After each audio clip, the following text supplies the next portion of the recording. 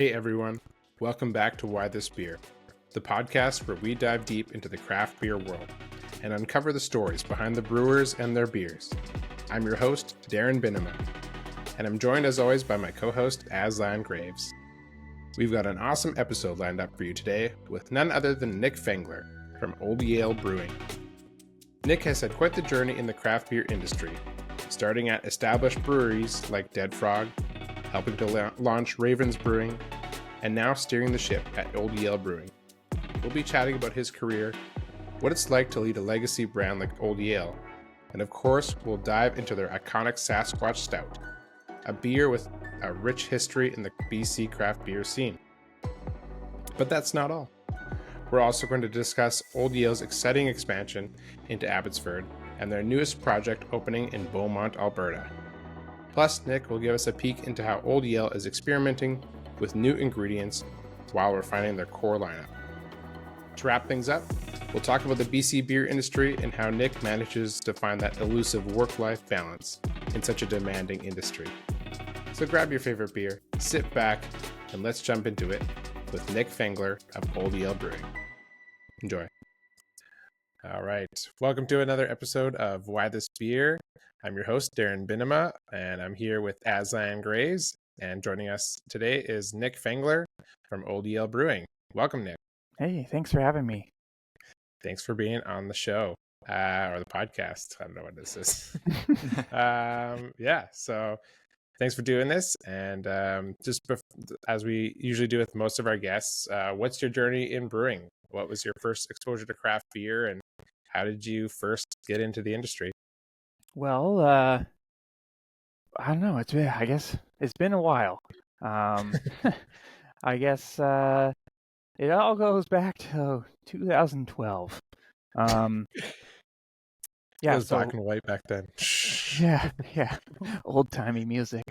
So I had graduated from university with a degree in biology and chemistry. And I was working as a field biologist.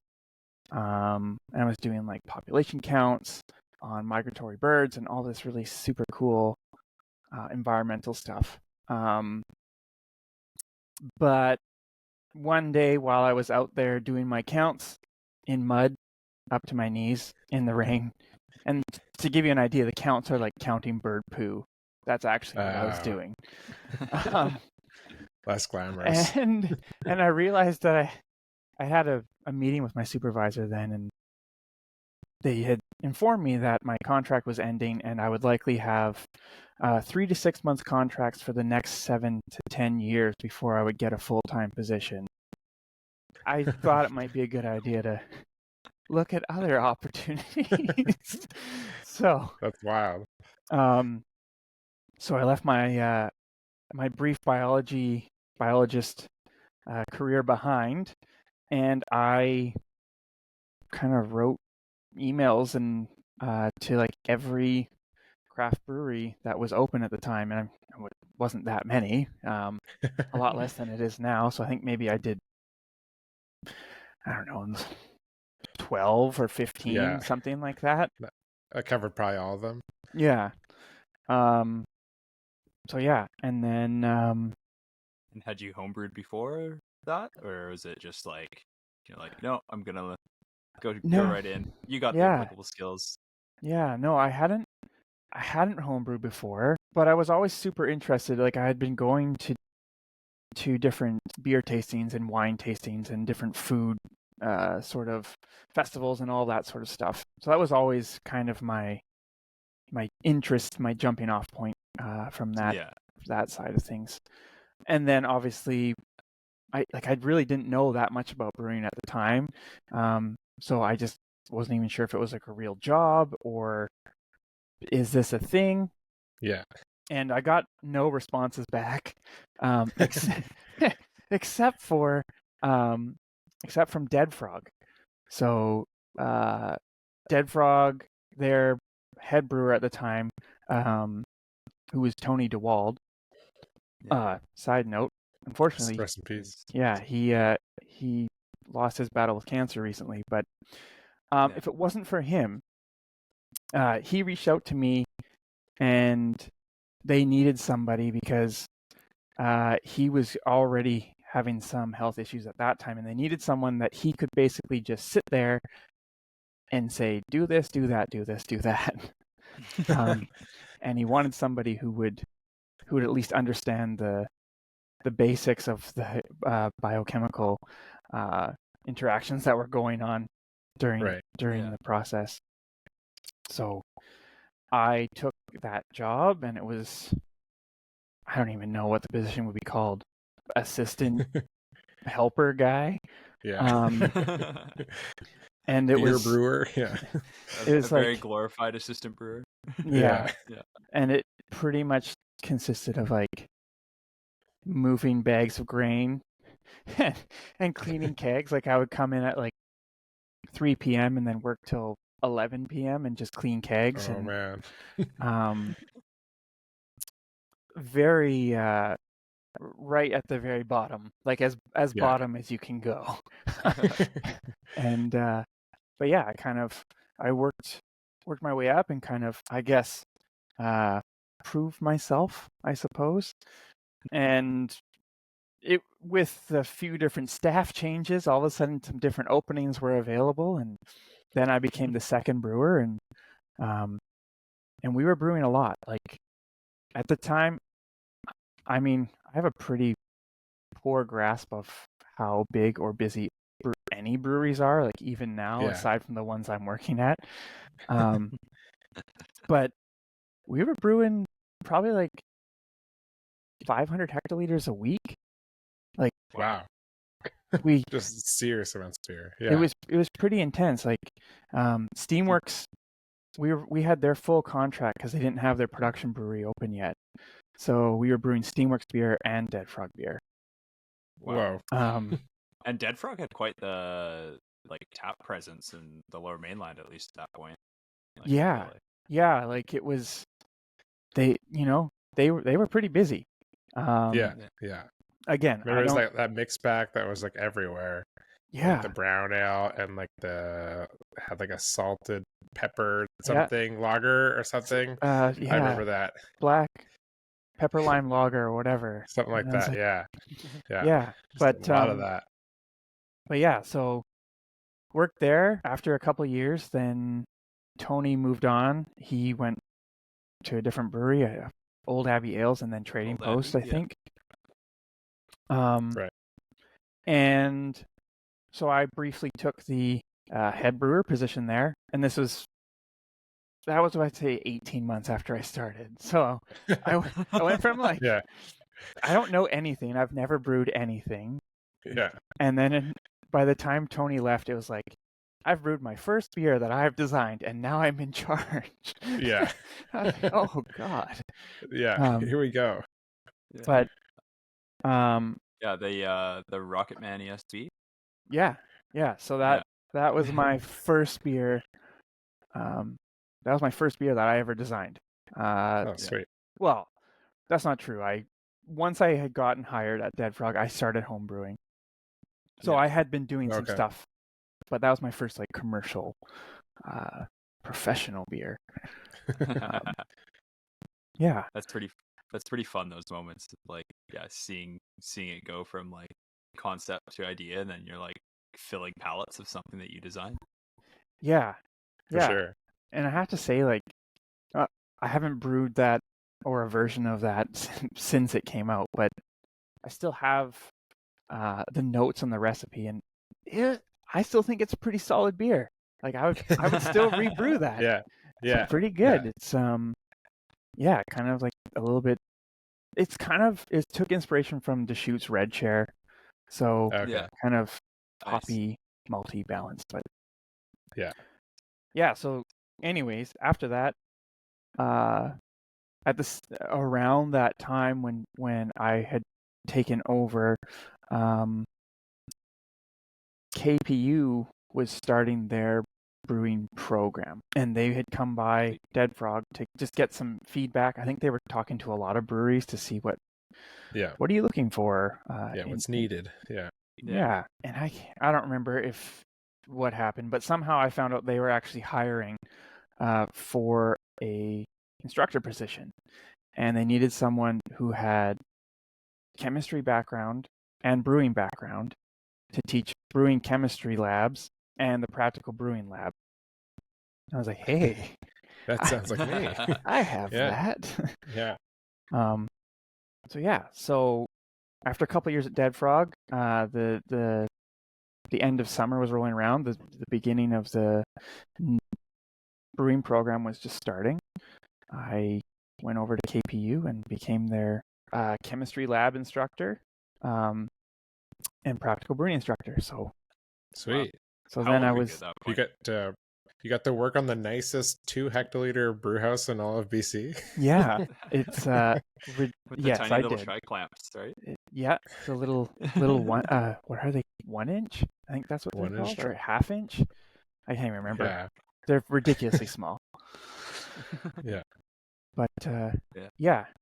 Also, must have been one of the youngest profs at that. Yeah. At that point. Yes. So technically, I wasn't allowed to be a prof because I didn't have a doctorate. Right. So I was an instructor. Fair. Yeah. Yeah. But let's see, that was 2014. So I was 26. I think. Yeah. Yeah. I think my math's working out there. I don't know. Yeah, something like that. Something like that. But yeah, so, and that was really cool. That was a really fun experience. It's kind of, out of all my brewing career, that's the most different. It's not in industry really, right? So you're kind of just on your own timeline. Everything's also unionized, so that makes it's really different. I haven't really had a lot of experience in those sorts of positions. Yeah. But it was really fun. And a lot with that first cohort, a lot of those people that came through went on to have a big impact in the BC brewing community. Oh, interesting. Yeah. Probably some early brewers out there now. Yeah. I know, well, for example, Dan from Ravens Brewing. We'll get to that, but he's from Kwantlen. Ashley Brooks, who was at Four Winds and Mark James Group stuff for a while. Yeah. There's a whole handful of them that are out there. I can't remember all their names, so sorry if you're listening and I forgot your name, but you taught them everything they know. Yeah, that's right. It's all because all the good things. Yeah. Practical brewing, that was my doing. So, So were you leading, were you helping the students come up with beers there and then helping them to brew on the system? Was that kind of part of your job too, or? Yeah. So my job, as far as practical brewing went, so they had the Newlands pilot system, which is the super fancy 2 heck. Is it 2? Might even be 1. I don't know. Whatever it is, very small system. Yeah. But then we also had sort of just a sort of 3-vessel little homebrew setup. Right. But we had, I think, 9 of those. So and they were all 5-gallon pots with induction heaters, and so a whole class of 18 into pairs would all be brewing at the same time. Wow. And then it would just rotate who's brewing on the pilot system, and everyone else would brew on the sort of more homebrew style systems. Yeah. So yeah, I would kind of provide some supervision and guidance in that area. I'm not going to take all the credit. They have some really great professors there, Alec Eggy and Dominic Bernard. They're both fantastic, and they definitely were. They were definitely carrying the majority of the weight. I was just having a great time. So yeah. It's sounds like a crazy weird episode of MasterChef. It is. All these yeah. It's crazy. But yeah, so I was doing that, and I had never been a teacher or in that sort of position before, and right. The school starts in September, and about January, I was like, I don't think this is really for me. Like, this is fun, but like, this just isn't really. It's not really doing it for me. Yeah. I kind of missed the hectic and rush of actually brewing, and it was just a little bit too relaxed. I was kind of thought, I was like, if I was like 30 the crunch years time older, of production and yeah, the unexpected LTOs or yeah, exactly. It's like, hey, the boiler's not working, and but yeah. So yeah, about halfway through the first year, I kind of was starting to get a bit of an itch to get back into actually brewing again, and it just so happened that I met a gentleman named Paul Sweeting, who was opening a brewery in Abbotsford, and I came on as his employee number one, and we opened Ravens Brewing, and that was in 2015. What was that like, opening a brewery from the start? That was, I mean, it was pretty intense. It was very hands-on. I obviously had the most sort of involvement of my career has been in Ravens, and then now in Old Yale. And it's just they're just very different sort of strategies and mentalities of how to go about doing it. Ravens was very much like, we are going to do it yourself, DIY this, all of it. And there's nothing wrong with that. It doesn't mean that it's bad, but it's just like, I'm going to be putting down the epoxy coating on the floor, and I'm going to be, doing the silicone to make sure these windows aren't leaking. And hey, can you switch out a toilet? Because I can now. You do have all these new skills that you didn't think you could have. Yeah, but it was a great time. It was a great learning experience, and I think it was at Ravens that I started to feel a little bit more confident in my own brewing skills. At Dead Frog, it very much was so rushed and so new. I quickly would question a lot of decisions that I was making. With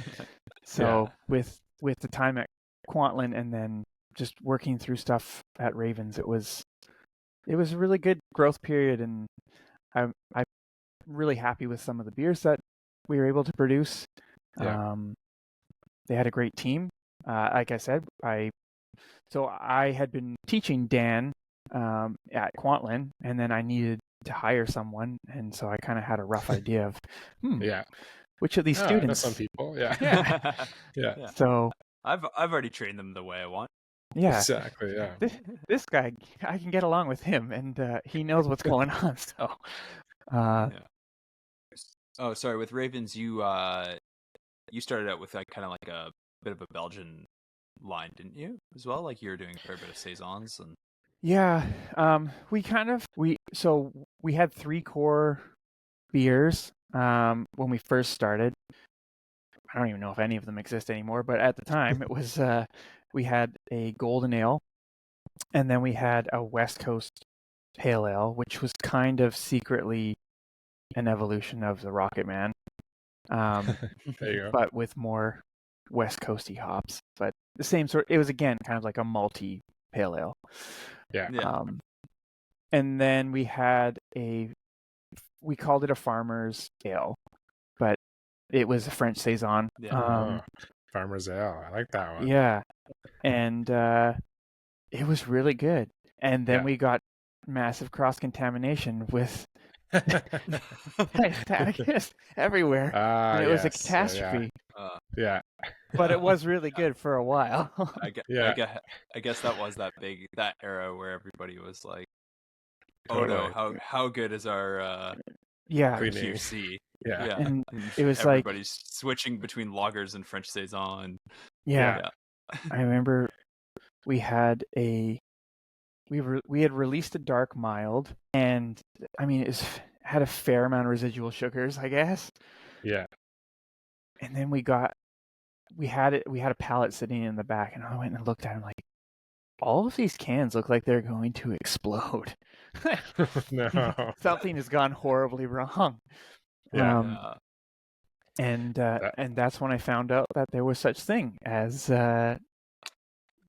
Diastatic is. I feel like that was coming out then. That people were kind of cluing into that, like, oh, that these yeasts. Yeah. Everyone was so scared of Brett. Yeah. Brettanomyces back then, like, oh, that's a beer, we got to watch it, and but then like just full send on like dry French saison strains, like just go for it. Why not? This is great. And then they're really nice. Yeah. Like I really like the saison that you get with those strains. Like that was what was it? YEast 3711, I think, was the strain that we were using, and I'm a big fan of it. But holy moly, you better be on top of everything. And some of the obviously some of the procedures, we'll say, perhaps could have been tightened up. We also had some DIY style packaging equipment that I think perhaps procedures we're never going to get 100%.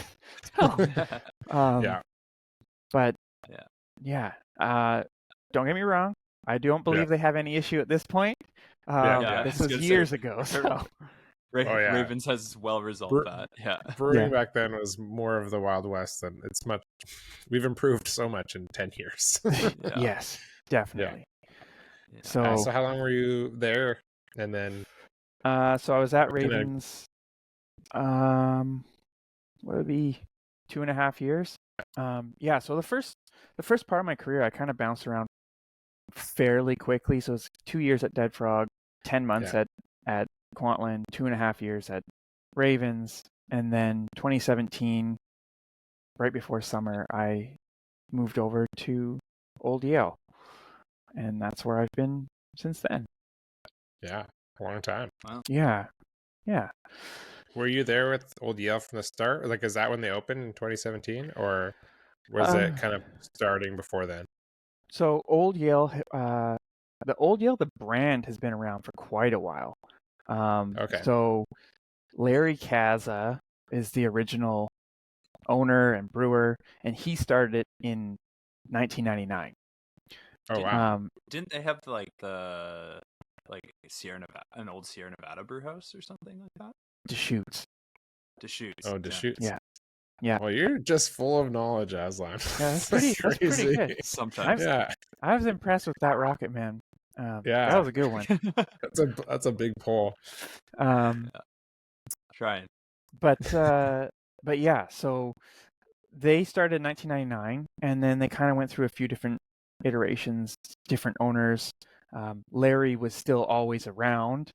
And then, so the current owners, who are the Van Leeuwens, it's a family, they bought Old Yale in 2014. And Larry was on as the brewmaster. And at that point they had a lot of very similar core beers that we have now. Definitely the beginnings of the core beers that we have now were already kind of somewhat established at that point. By about 2015, I think, is when the Sasquatch Stout won. 2014 or 2015, the Sasquatch Stout won Best Beer in Canada. It was like right after they bought the brewery. But Larry had already been brewing it. It wasn't like that they bought it and it's a new guy. No. Yeah. Nick didn't show up, and all of a sudden. No, unfortunately, that was not me. I cannot take claim to that. So they were already kind of doing their thing, and as I was kind of describing, like, Ravens was very DIY, and Old Yale, especially the new ownership, was very much like, if we're going to do this, we're going to do it right. We're going to do everything as best we can to the best that we're aware of how we can do this. Right. So it was really different. It was very, very different environment. Good and bad. It's a lot scarier when there's lots of expensive things around that you don't feel Yeah. comfortable just kind of fixing yourself. You have to get used to being comfortable with that. But You're not a centrifuge tech? I'm getting there, apparently. Oh, no. I know enough to know when something's wrong. There you go. Yeah. Whether they're good bangs or bad bangs. Yeah. Yeah. That's not supposed to be vibrating like that. Yeah. Yeah. Right. But yeah, so 2016. So a couple years after they bought it, they did a full build out of a new facility, which is where we're at now, our production facility, and it was a little bit smaller. Like I think the area was maybe 8,000 square feet, and now we're about 12. So we did another expansion in 2018. But yeah, so they at that point, this is still before I had come on. They had already bought a new. We have a 4-vessel semi-automated Newland system. For those of maybe Aslan, if you ever been to the old Big Rock system, Okay, yeah. it's like we have the same system as them, except it's all stainless and no copper. No copper cladding. Yeah. Or whoever owns that system now. I think it's been auctioned off, but yeah. Yeah, I think it went for a pretty modest price. Yeah. Whoever got that, it's a good deal. I know. Yeah. But yeah, so they had nice new equipment, a variety of different tank sizes. Yeah. So it's super well. I've been there before, and it's super well laid out too. Like lots of room. What a novelty for a brewery. Yeah. You can walk around and put a pallet in front of the tank. Yeah. It's very nice. It's they've done a good job, and they had set it up initially in a very smart way, and then through the different expansions and moving of tanks and all of that sort of stuff, that's been my goal, is to kind of don't lose that, like keep everything functional and cleanable and usable. So I think I've got that, but no, it looks can always good. be better. Yeah. Nice. So, and then with how many of the core products are pretty well established when you came on? Yes. So you being there for 7 years, have you adjusted them based on supply chain or things and market differences? I think at this point, pretty well all of the cores have been adjusted. They've all had adjustments made to their hop additions, whether that is variety of hop or just the rates that we're hopping at. I mean, the rates change all the time with especially bittering hops, obviously, different alphas. We've changed some techniques just to try to minimize losses as far as what we're using in the whirlpool or in the tanks.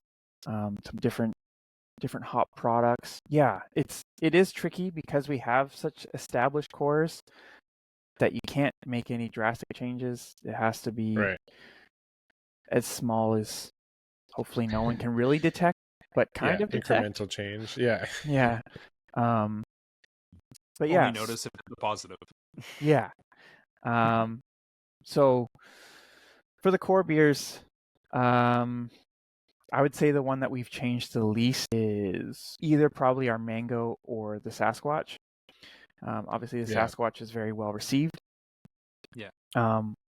We haven't really fiddled with it. Do you brew Sasquatch year round? We do. We do brew Sasquatch year round. I mean, it's definitely not twice a year. Yes, exactly.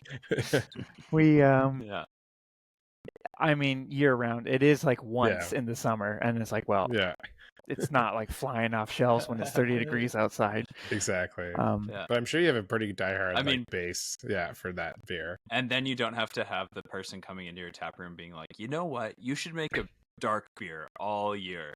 I love drinking dark beers in summer. Yeah, no, we got you covered, buddy. Don't worry about that. Yeah. But perfect. Well, I'll send all my guys out there. Yeah, you should. We got Sasquatch. Yeah, perfect. Mm-hmm. Speaking of Sasquatch, let's talk more about Sasquatch Stout. Yeah. How, I guess you said it's been around basically as long as the brewery as a brand has been around. I was looking into it, and it won a gold medal at the Canadian Brewing Awards, according to the internet. Yeah. In 2005. Yeah. So 2005. Yeah. And then it also won a silver in this past CBA's 2024. Yes. So that's like basically it's 19 years. It's this doing is pretty won good. medals. Like, that's a crazy track record for a beer. Like, that's awesome. So, and I mean, that's not to mention it's won like tons of other awards in between those years too. Like, it's not just bookends. Mm-hmm. Like, there's lots of, like you said, 2015 it won an award. But so yeah, how much pressure is it to keep this legacy going? And yeah. And what well, I mean, yeah, there is pressure to keep it going. So there's definitely pressure to don't change this, Nick. Don't make any drastic alterations here. We got a good thing, so just keep it rolling, and that has its own challenges, like I said, different years, different hops, different malt. We are having obviously it's very malt forward, and you have your specific suppliers for your specialty malt, and all of a sudden those are out of stock. It's like, nah, okay. Do we have appropriate substitutions? But honestly, I think a big part of why it does so well in awards is I think it's really just to style. Like I don't know. I like to think that my other beers aren't winning awards because they're not to style, but maybe that's right. Maybe that's not the reason. But that's what we all think. Obviously, yeah. It's too hoppy. It's too good for this style. Yeah. Argument of brewing to market versus brewing to style. Yeah. And I do think there is some truth to that. Maybe not all the time, everywhere, but this beer, our Sasquatch Stout. Oh, here it is. There you go. Wow. Yes, it's newly in cans this year, so find it at your is this BC the first liquor year in store. cans? It was in cans like 5 years ago. We had it when I joined 2017. It was in every format, so it was in 6-packs, 4-packs, bombers, just everything. One-way kegs. It was disaster. So then we reined that back in. And we've been bottling it up until last year. And then finally, my entire team had a revolt and was like, never again. Never. No, cans just make more sense. That's the reoccurring theme right now is no more bombers. Yeah. Well, I think I know you guys were saying you're having a tough time finding it up where you were, but one of the reasons why our bomber was listed in like every BC liquor store because there was like 4 options of bombers. Exactly. So, I mean, it was listed before there was 4 options. But it was one of the long holdouts to not switch over. Oh yeah, I got to the point where like my boss was like, we should maybe do bombers. Because there's just it was so like at one point everyone was on bombers. And then all of a sudden there was no one. But it's like now there's shelf space for bombers. It's like, do we have to bottle beer now? But thankfully not. Yeah. I kind of went off on a rambling tangent there, so I apologize. But so like getting back to like the malt focus, or it stayed relatively the same, true to brand. Mm-hmm. There's no Sasquatch hops in Sasquatch. No, so that's actually that is actually something I've been working towards changing because I feel like it's too perfect, like it's too on the nose. But so the Sasquatch hops came out after the beer, and then it was kind of like, well, we have these contracts for these hops that I've already bought, so Yeah, gotta run through these at least. Yeah. But yeah, Sasquatch is Canada's only proprietary hop for those who don't know. So maybe not only now, but it was definitely the first. For sure. So much like Citra or Mosaic for Yakima, Sasquatch is Canada's proprietary. Yeah. So what kind of malts are in Sasquatch, or could you give a rundown in the recipe if you care to divulge? Yeah. Secrets? So it's actually kind of funny. So it's 5 seconds after I say it's really to style. It's not really to style. It's kind of like it's in between a dry stout and an oatmeal stout. So I think it tends to lean a little bit more towards oatmeal stout.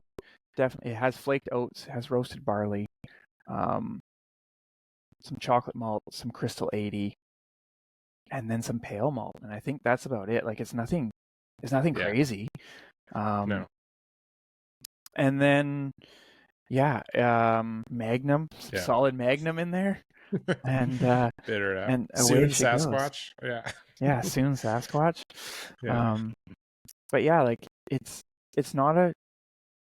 I don't think it's a really complex beer. I think it's just very well balanced as far as what the ratios are. I could take a stab at what they are, but without having the sheet in front of me, I can't remember exactly.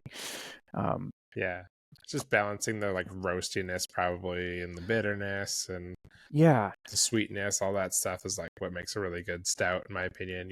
You want that roasty note, but if it lingers just too much, and then it gets that very astringent. Yeah, and I don't know. I think again, I did not create the main recipe here, so I'm not just tooting my own horn. I think Larry really struck a balance here. There's a slight smokiness from that real deep roast, but overall it's just some real nice espresso dark chocolate notes, like rich dark chocolate and coffee. Yeah, it's a better try. Was it designed on the Deschutes system then? It was. That's my understanding. So big. It just wants to brew good dark beer. Yeah. There's yeah.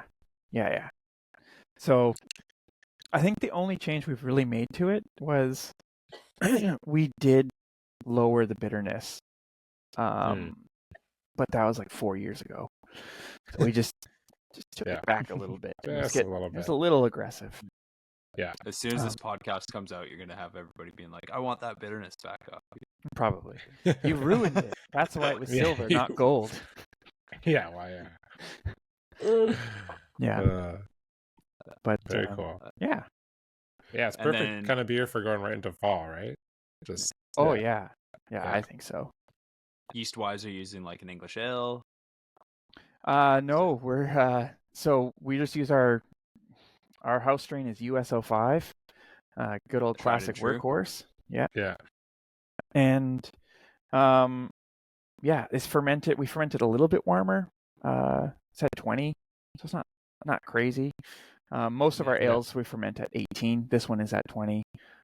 It does finish with a relatively high finishing gravity, so it's around 3.5 to 3.7 Plato. So I think that helps balance it out. So it's not super dry, and that bitterness gets a little bit of sweetness there to help round everything a bit. Mm-hmm. Is it ever released on Nitro?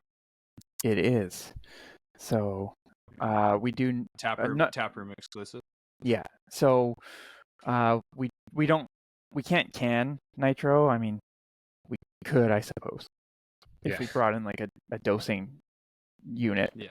Yeah.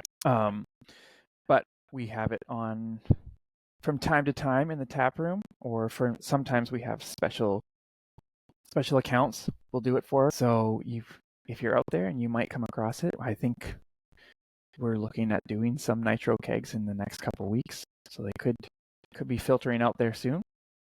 Nice.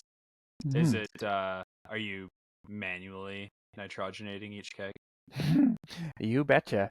Okay, that makes me feel better about doing the same thing. So we do have like this, I don't know, it's called a nitrogenator. We bought it at CBC like a few years ago, and basically it just kind of slowly pumps the beer from the tank into the keg, and as it's going through, it's just at a really high pressure, with a nitrogen tank attached.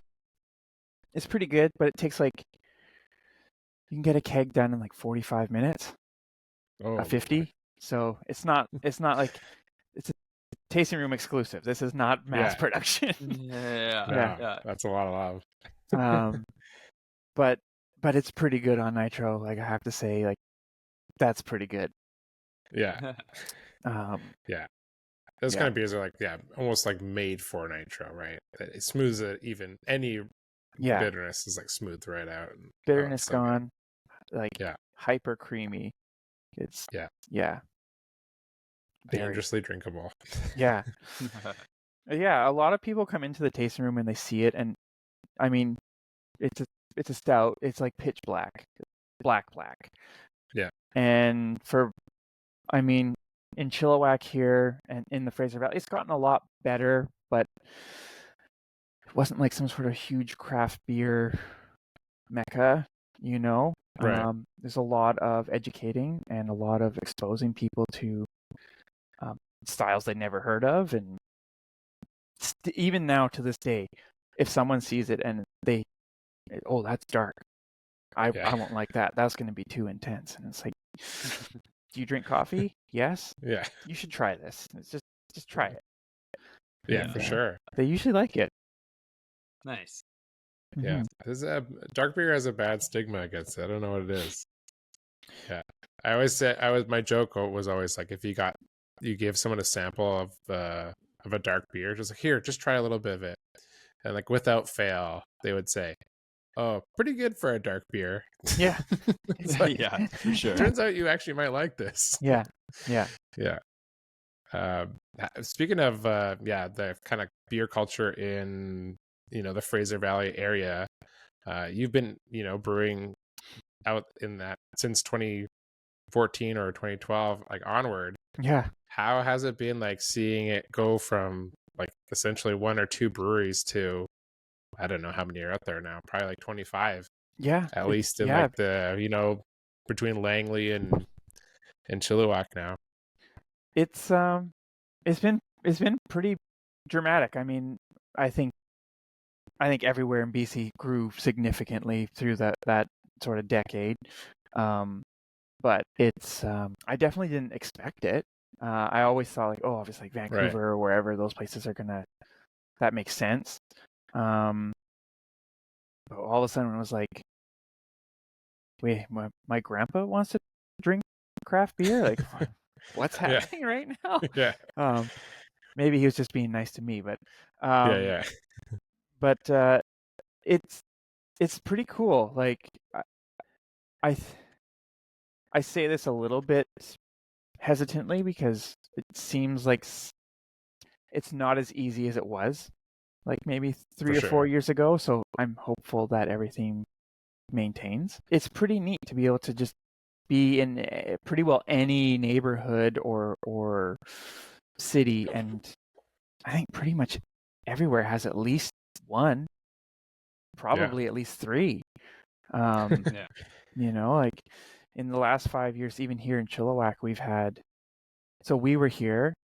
Obviously, we were the first sort of craft brewery in Chilliwack, and then who else came? Then it was Bricklayer and Farmhouse and Sidekick, and then Fieldhouse opened their second location out here, and it's just been really cool. It's neat. Yeah, 5 or 6 breweries, like, and Chilliwack is not like does not have a huge population. No. I mean, for sure beer drinkers, but not what you'd kind of expect to be like traditionally like hoppy or like adventurous beer drinkers, I would say. Yeah.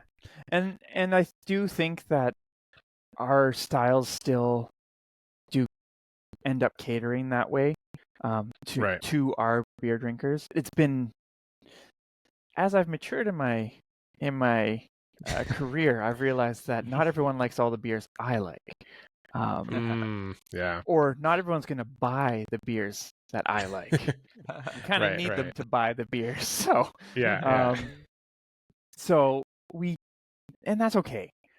I don't really dislike any specific styles. I don't know if anyone listening or anybody out there follows our social media. They definitely we have this running gag of how marketing pushes our fruit beers and how the brewers hate it. I don't hate fruit beers. No. I just want to brew lots of different things, but fruit beers sell a lot. Where we are, it's like fruit beers, sours, hazies. But I think that's almost everywhere. Everywhere. Yeah. And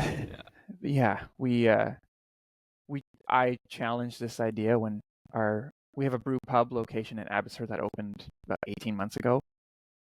And one of the taps there, so we have 4 taps that are dedicated to beers brewed on site. So they're served straight from the tank. And one of the taps is called traditional or classic style. And it's just kind of whatever we want. Turns out that's not a really fast-moving tap. So it's like, I'm going to do a traditional best bitters. Yeah. And then it's like, okay, it's been 8 weeks and we've barely made a dent in it. And it was mostly me drinking it. Yeah. And then it's like, meanwhile, we've already rotated through 2 different sour taps. It's like, all right. Well, Nick's brewed 1 batch of Rocket Man annually there. Yeah. But oh man. Yeah. So there definitely is a demographic out here. Loggers are a really big thing. I know they're a big thing everywhere. Yeah. But they were like a big thing. They've been a big thing for us for like at least 6 years. Where it's like old guys coming in and they're like, we want to support local, but I only drink Budweiser. Yeah. Okay. So we but one core that I designed is our Fraser Valley Lager. So nice. There you go. If you're looking for that. Yeah. Beechwood aged. Only the finest. Brewed cold with rice. filtered and cold conditioned. Yeah. And if Mount Baker is blue, that's how you drink it, right? Yeah, exactly. Or Sheem, I guess. Yeah. Yes, you mentioned your Abbotsford location. Yeah, how did that go?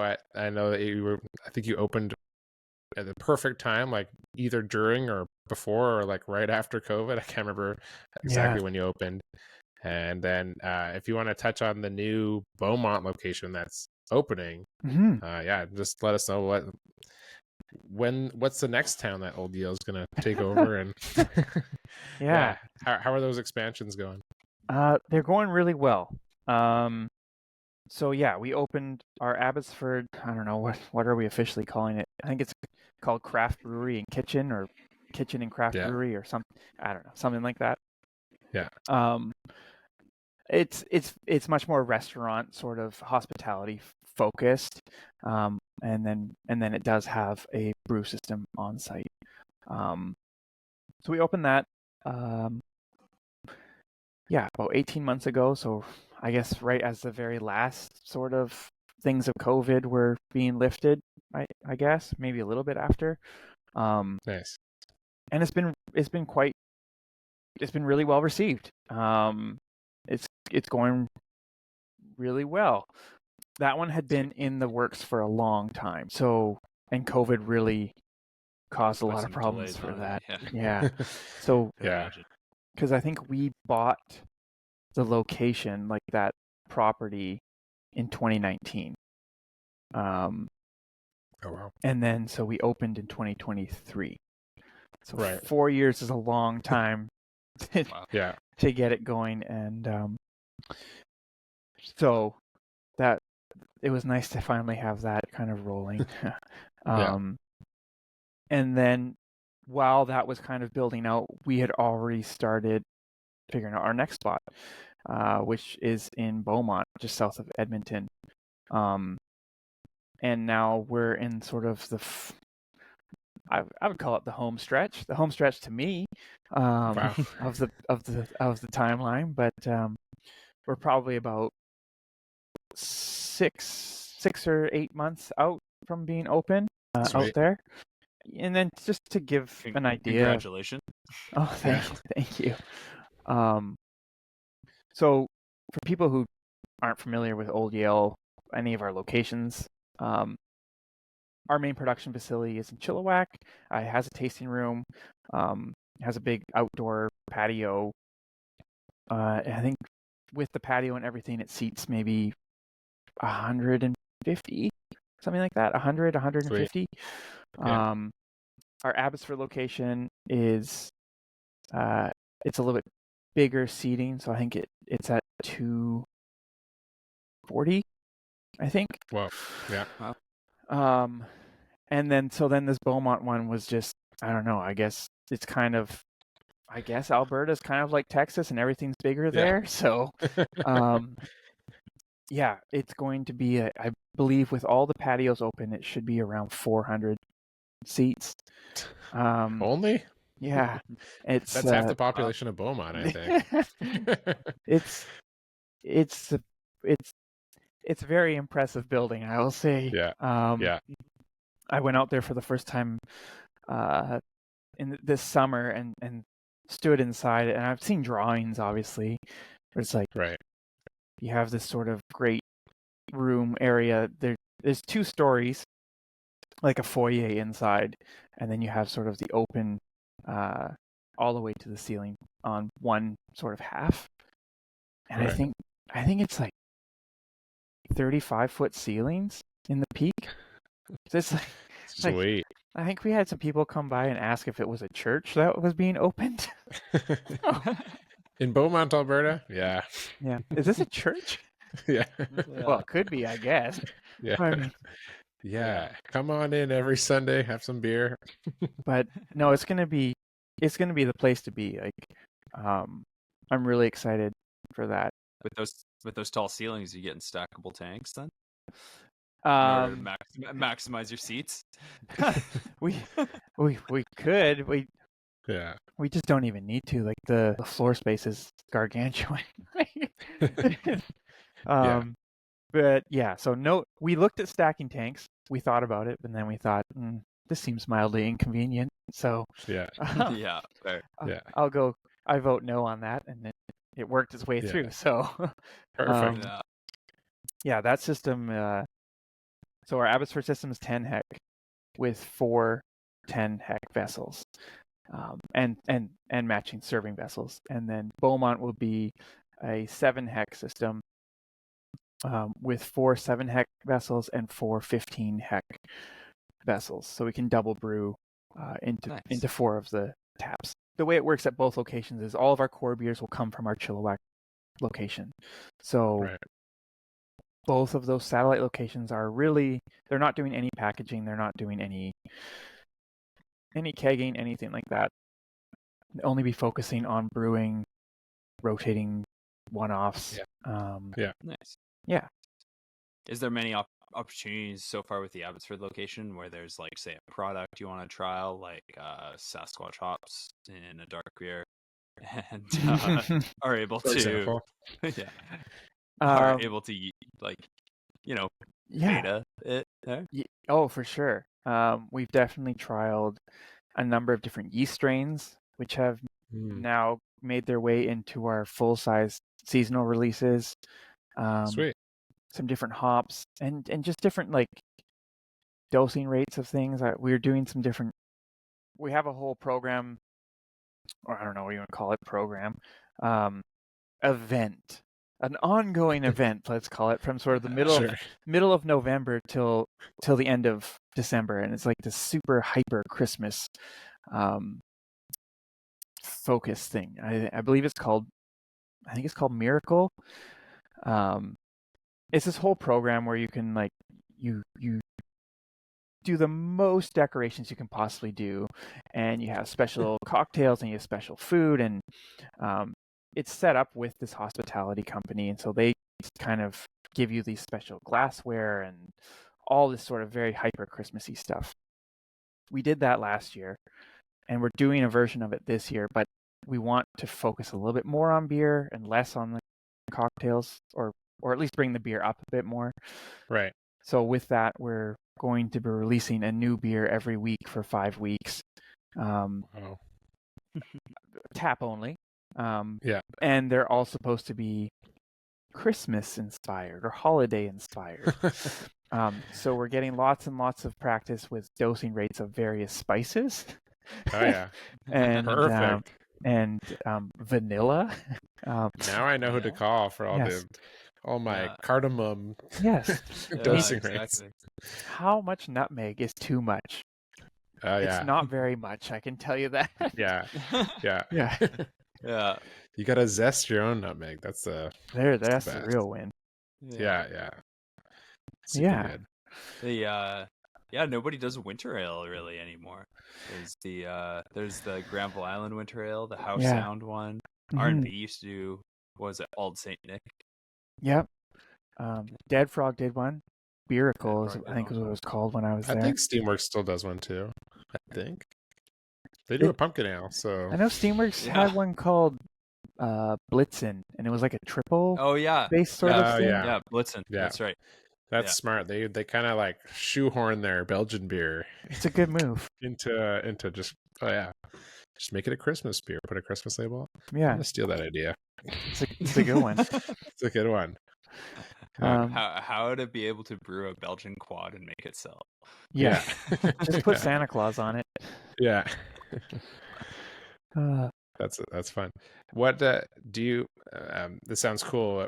R&Ding some things on the smaller scale. Mm-hmm. Do you have like an example of like a hop that kind of blew you away, or a yeast that kind of like moved up to the bigger production? From those smaller locations. Yeah. So we've been trialing a lot of different sort of New England style or London hazy yeast strains. Right. We don't really. We're probably one of the few breweries who don't have a hazy as a core. Right. And that some inside information. That's something we're working towards, because it seems like after 8 years that's not going away. So yeah, we should probably have one all the time. But we've been trialing like every strain that we can find. Yeah. And I'm really liking the Yeast Canada Saturated. I don't know if either of you guys have brewed with that one, but yeah. I was really happy with how it turned out, how it interacted with our hops that we had, and yeah. That yeast rips. It's awesome. Mm-hmm. We don't use it like normally in our brewery, but I have used it before, and it's awesome. I think it's ripped off of the Verdant strain, or that's what I was. Someone told me one time. Yeah. Very, very. I don't know if that's true. Yeast suppliers are like notoriously kind of vague about where they get their yeast from. So which makes sense. But yeah, that yeast is awesome. It does work awesome. I think Four Winds is using it for their hazy beers as well. Yeah, it's awesome. It's just been. It also really just stays in suspension really nice. So we had it in our serving vessel, and there was some shifting around, and we have one serving vessel that's kind of like, this is the next one that's going on. Right. And I had moved the beer in thinking that the other ones were going to finish off relatively fast, and they did not finish off as fast as I thought. So we had this hazy IPA sit there for an extra month, and it was still super hazy. And I was like, all right, this is, I like this. This is maintaining. So I don't know. I was happy with it. Yeah, other That's stuff cool. that we tried, I mean, like I said, we'd use a ton of different fruit. So different dosing rates on different fruits. How much pear do you have to use? How much rhubarb? How much Right. cucumber? How much passion fruit? How much? I'm pretty Yeah. sure we went through the list and was like, we'll just buy every single one you have, and we'll try them all. Yeah. So Yeah. A Nice. fruit basket. yeah. Are you purchasing most of your fruit through Pacific Coast? Yeah, I would in say, Abbotsford? yep. The majority comes through Pacific Coast. We do get some from Country Malt, which is Oregon fruit. Yep. And then we Yeah. also get a little bit from David Carrier. Okay. Yeah. So they're based out of Quebec, but they just sometimes have stuff that other people don't. And it's usually, if I'm looking for something, so what was the one I was just trying to find?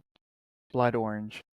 Pacific Coast was sold out, and then I just kind of like check where, okay, does anybody Yeah. have this or Yeah. or not?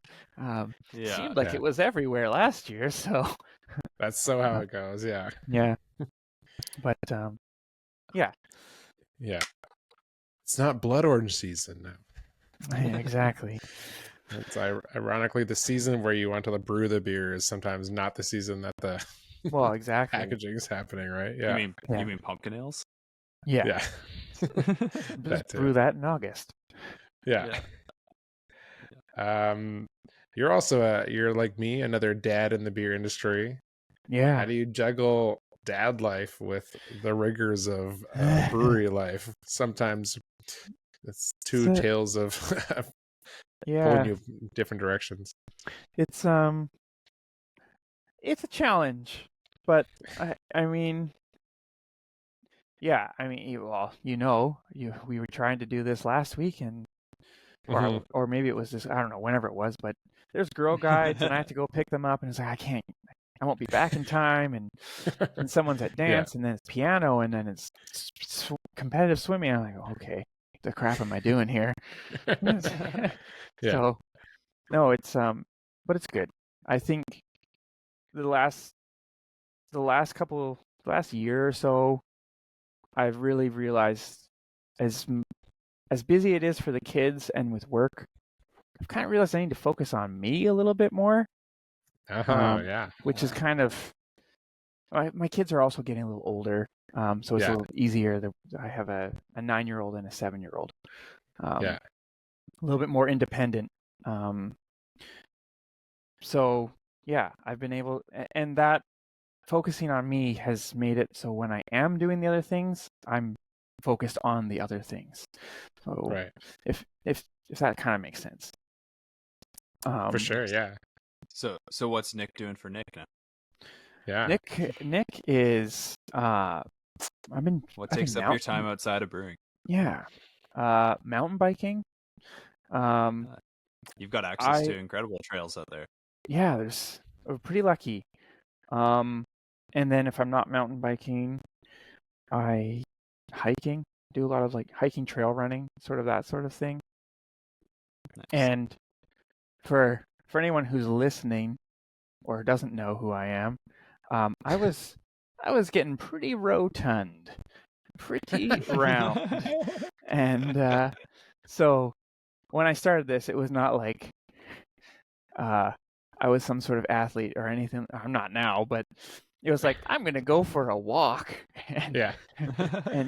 but even just that, like, 20 minutes becomes 40 minutes, 40 minutes becomes an hour, and then, but it just recenters you, and then when you're working, you can really just dive into it, and then, or if you're with the kids or with family, it's like, okay, then this is what I'm doing, and COVID I had a bigger impact than I realized on me, and I was going through COVID, and I was like, this doesn't affect me. Where are all these people complaining about, like,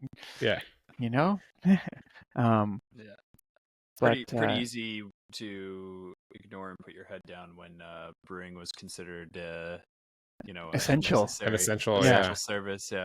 Yeah, and And It's that's like, kind I've of never worked harder in my life than exactly. No tasting room. It was yeah. in Yeah. regard that was a good time to be in the industry. Sales through the Yeah. roof, breaking Yeah. records every day. Yeah. Yeah. But yeah, so coming out of that and kind of recentering, gauging what work-life balance and that sort of Yeah. thing, I think it was really important for me and probably for everybody. Sweet. And what excites you about the BC beer industry these days? And do you get to go out there, try beers, or are you just kind of stuck in the same loop that I'm in of work home kind of thing? Yeah.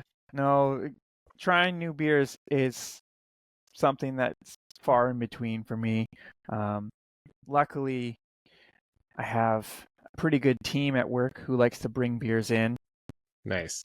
So whether it's our sales team or whoever, so that's probably the way I try the most new beers. Yeah.